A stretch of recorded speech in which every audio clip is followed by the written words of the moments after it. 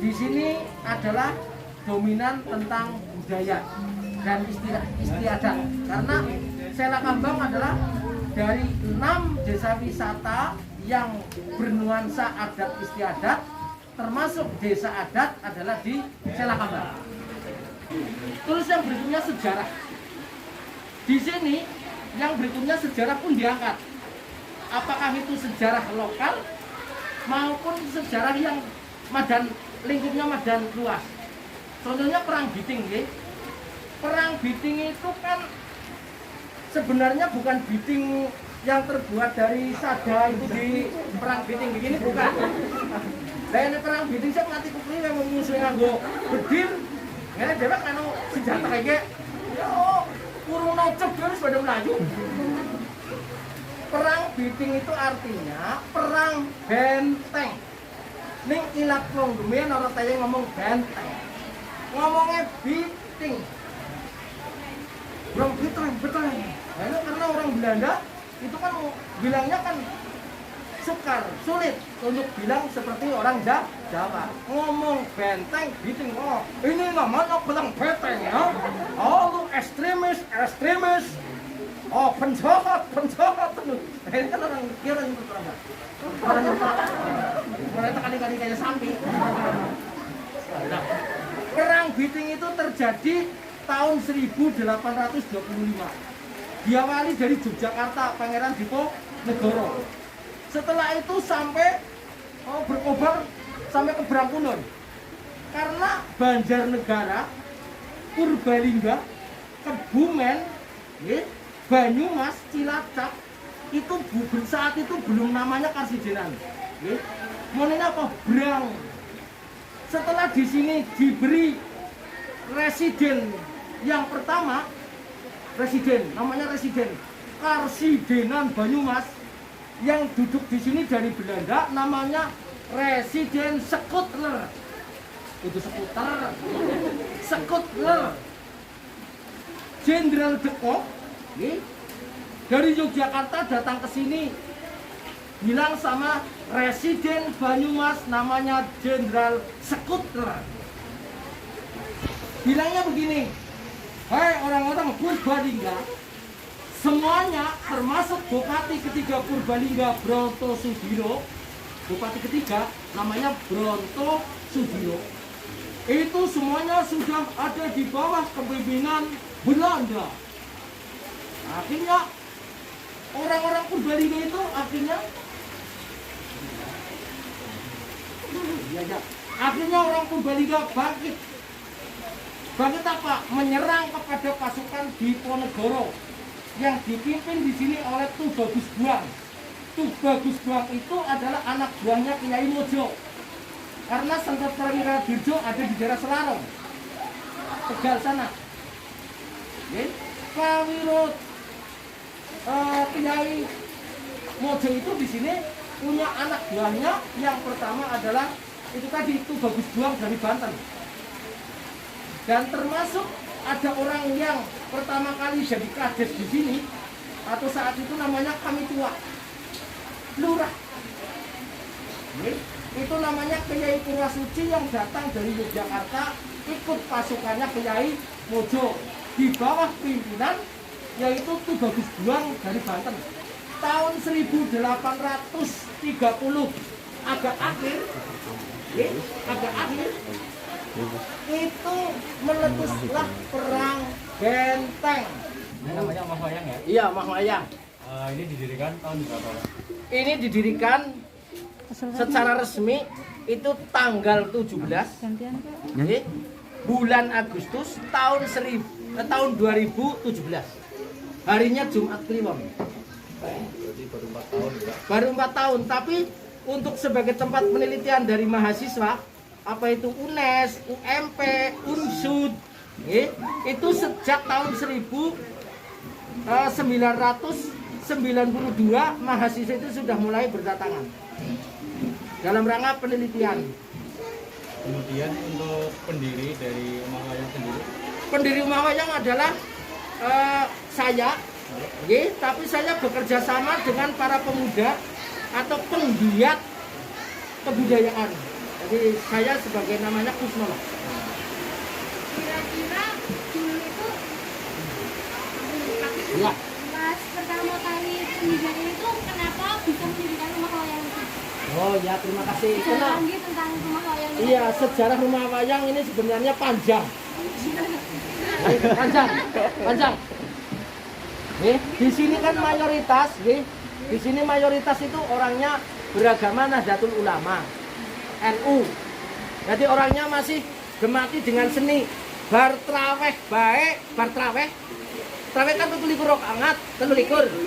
Bar traweh orang ngaji, gendingan. Karena sudah kejiat di sini ada punden namanya Watu Gong.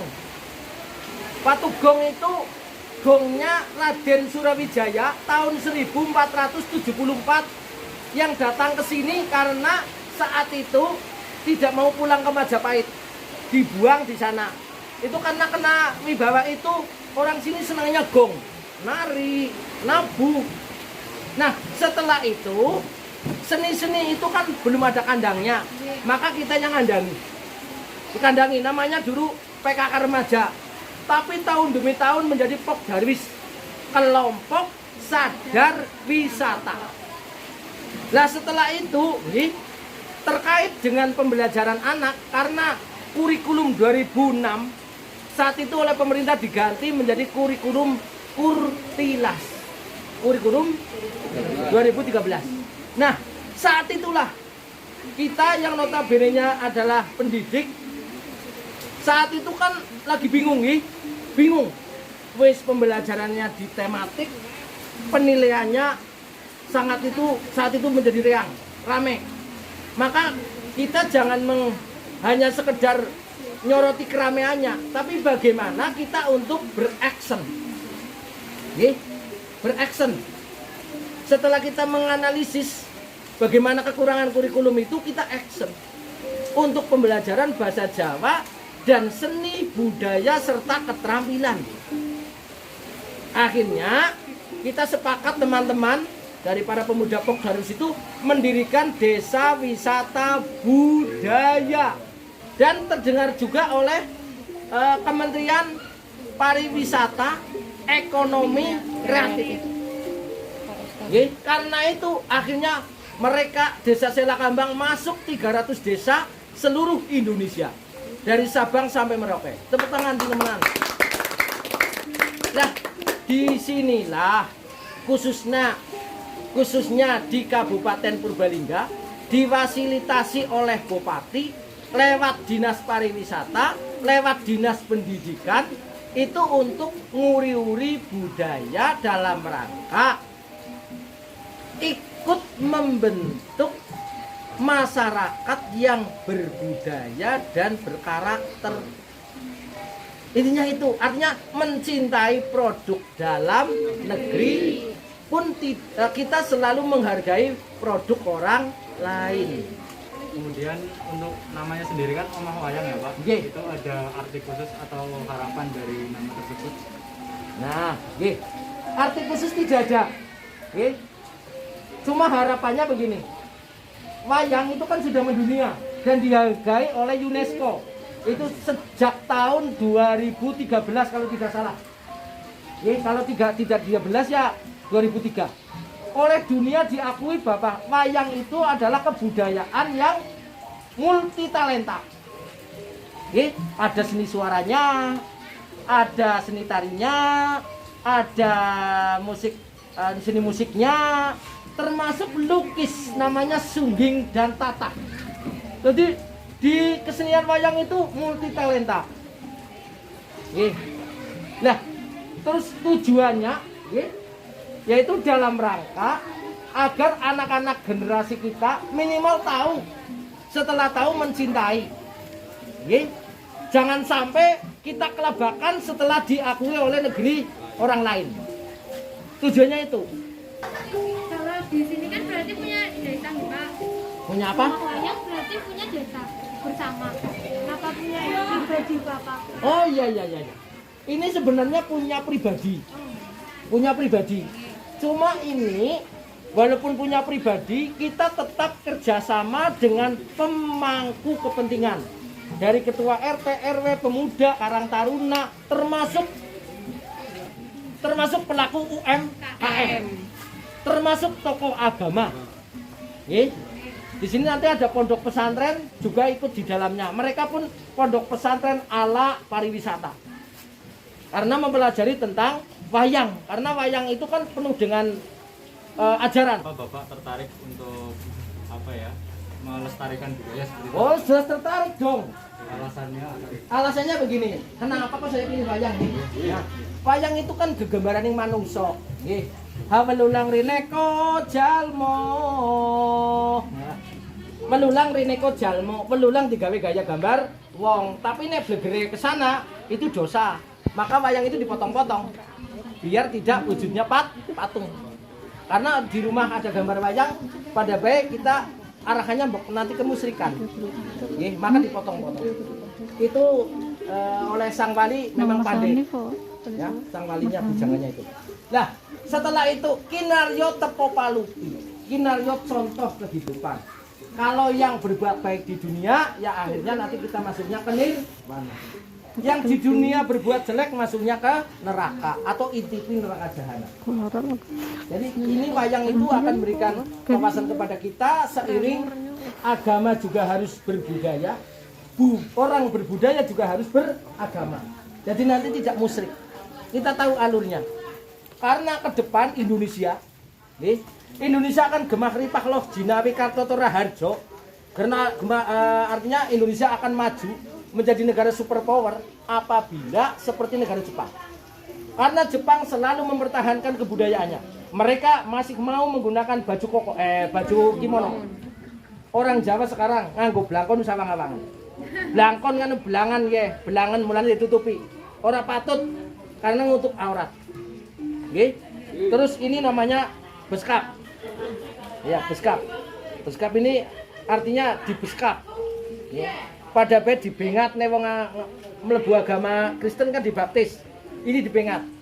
Warnanya hitam. Biar kita walaupun muda tapi kita harus berpikir tua. Dikaini, ditapihi dibundel. Karena ada pepatah begini. Wong wadon iya bebet. Wong wadon kuwi sing rapet dengkule lan sing seret bengkine.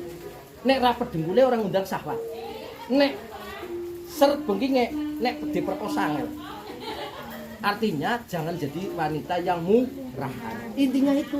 Nah, tantangannya saat ini kalau di sini tidak ada tantangan. Karena saya sudah berjuang sejak tahun bukan berjuang, berusaha. Berjuang emangnya nyong tentara. Artinya kita lewat jalan manapun. Saya di sekolahan ya, karena saya guru, saya selalu berusaha kepada teman-teman agar mencintai kesenian kita, budaya kita. Lewat lagu mocopat, lagu dolanan, aja nganti anak guru diperintah, tulung nembah nama mocopat, ngono kulo surane blero, nyung sebagai kepala sekolah blero semaur, blero akaen. Ini tantangan juga kan? Terus yang berikutnya lewat pramuka. Di pramuka yang notabene-nya adalah multi dari beberapa aliran, golongan, ada yang dari madrasah, SD, SDIT dan sebagainya. Kita juga di sana memberikan namanya pendidikan seni dan budaya. Namanya di sana warung kebudayaan. Kita ini namanya ngiting. Kenapa ngiting tidak boleh di atas kepala? Karena kita menghormati kepala kita di sini itu terbuat dari segumpal tanah, saripati tanah. Ya, saripati tanah itu dulu diambil dari pusar bumi namanya Mekah, Arab. Jadi dihormatilah. Boro-boro kita pergi ke Mekah, tapi hormatilah ini. Mulane nek bocah cilik kemek sirai ramane ora ilok. Ora kena. Nggih, mulane nek apliwat nuwun sewu. Itu tantangan juga kan. Sekarang mesti bocah anak wong tua ginjang ya Allah ngapa wong tua iki tinggal mati kan. Tapi kan nuwun sewu, malah jujur 500. Oh, aten. Nuwun sewu kok malah anu 500. Ini tantangan juga.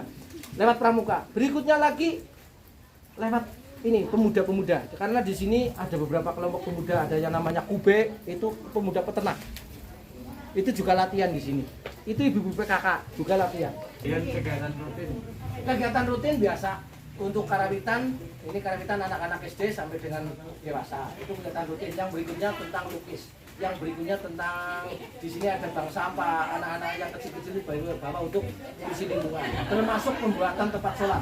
Ini kegiatan rutin.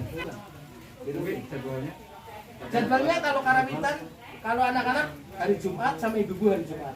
Tapi yang dewasa, semuanya gue. Kelebet ke gendingan, termasuk yang tari. Dan tidak kalah pentingnya kita selalu membantu pemerintah apabila pemerintah mengadakan apresiasi budaya. Besok tanggal 16-17 kita di sini ketempatan pelatihan seni karawitan dan seni tari khususnya di desa-desa Kabupaten Purbalingga yang sejumlah 36 desa, yaitu yang notabene-nya desa wisata atraksi budaya akan berlatih 2 hari, namanya workshop. Di sini.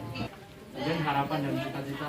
Nah, harapannya begini, kepada generasi muda kita yang nanti akan menerima estafet tongkat kepemimpinan setelah saya meninggal, mereka akan meneruskan titipan para leluhur yang penuh dengan pendidikan yang adi luhur. Adi itu indah, luhur itu mempunyai daya kekuatan. Dengan mendengarkan musik gamelan, mereka akan tertidur, tidak harus mabuk-mabukan, tidak harus berekstasi, minum ekstasi, tapi hanya mendengar karawitan mereka tertidur pulas. Itu. Yang berikutnya, insya Allah dengan berbudaya ini, Rasul kita mengatakan begini, wanita sebagai tolak ukur. Kalau wanitanya rusak, bangsa itu akan rusak. Di kesenian juga ada semboyan. Terus rinaras harumin budoyo. Suatu bangsa akan kuncoro di bangsa lain apabila budayanya akan bernilai tinggi. Nek wong bocah Indonesia pada muda, apakah itu akan bernilai tinggi? Tidak. Itu melambangkan rusak mentalnya. Ya. Nah, ya pertanyaannya?